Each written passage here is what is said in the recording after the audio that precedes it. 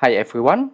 Today let's understand MySQL join types including inner join, left outer join and right outer join. Imagine we have two tables like shown here, customers and orders. We use join to combine data from these two tables.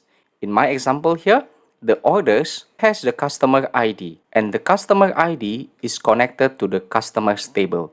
What we can see here, there are customers who are registered in the system but do not have any orders. For example, the customer named Bob here or customer ID 2, he does not have an order in the orders table. So you need to use the type of join suitable to your needs. So let's get started. First, inner join. Inner join returns only the data that exists in both tables. So if we use inner join here, only the intersection will appear, which means only orders from existing customers and only customers who have orders. The SQL query is fairly simple here.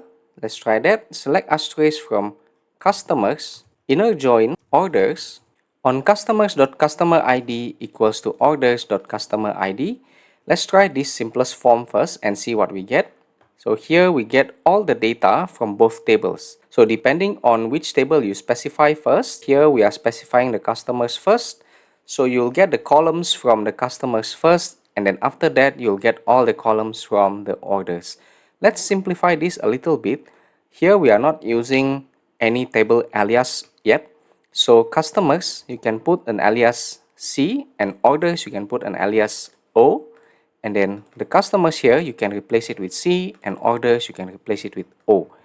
And then which columns you want to display in the result. C.customer ID, you want the customer name. So to note here, if you are selecting the columns, if the column name is not ambiguous, which means it does not appear in both tables, you do not need the alias. In this case, the customer ID is ambiguous, so you want to retrieve the one from the customer or from the orders. Actually, in inner join case, C.customerID is the same as O.customerID because remember, we are taking the intersection. Let's continue this query first, and then we want to retrieve the product and we want to retrieve the amount.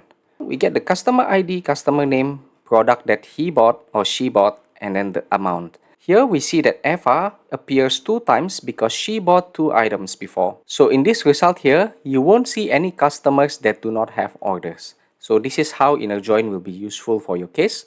And let's continue on to the next, which is outer join. On MySQL, there's 2 types of outer join, which is left join and right join. So if we say left join, it means left outer join. And if we say right join, it also means right outer join. So you don't need to specify the outer in the query. Let's change this.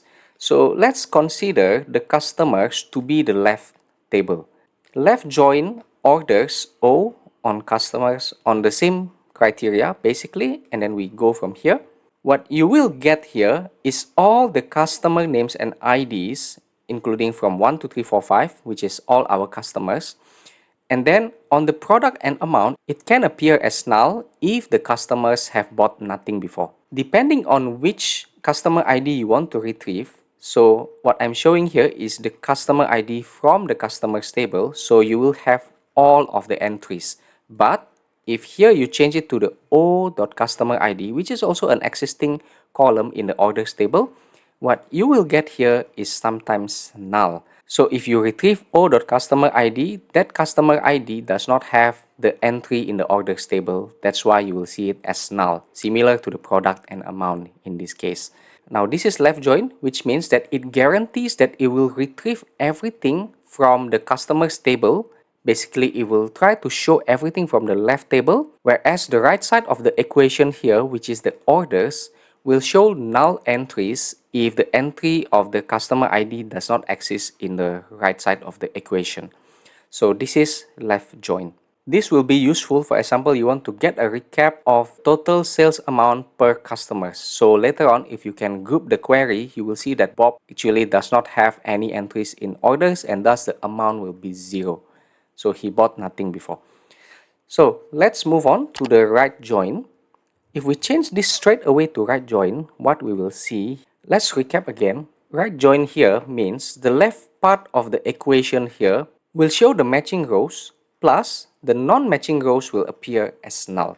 For the right side of the equation here, for the right join, it is guaranteed that all rows will appear regardless of it exists on the left side of the equation or not. So here we guarantee that we get all the items that exist on the right table here, which is the orders. Now the customer name is null because previously we changed the customer ID to the one that is in the orders table. Now we want to revert it back to the c.customer ID. Just to make it clearer, we will also set the customer name to have the C prefix here, so that it's clear that both of these are retrieved from the customers table, and also the product and amount are retrieved from the orders table. So now you can see clearly what is happening.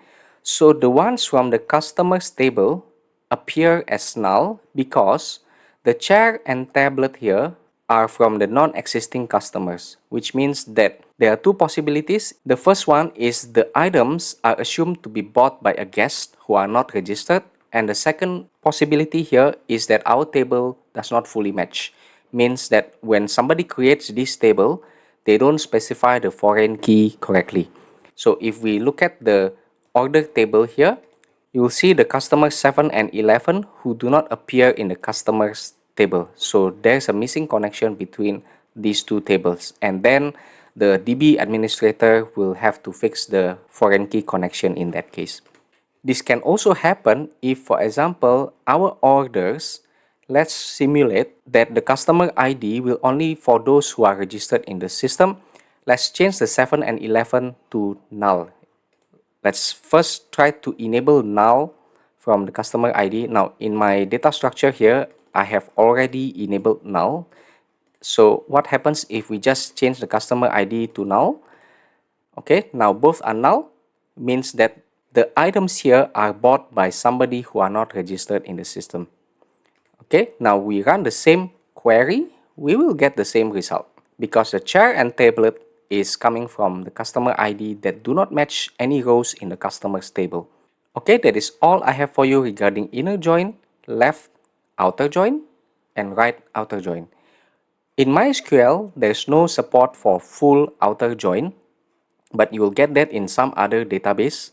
In most practical cases, you won't need the full outer join, but if you really want to implement the full outer join, you can use a combination of left plus right join and then union.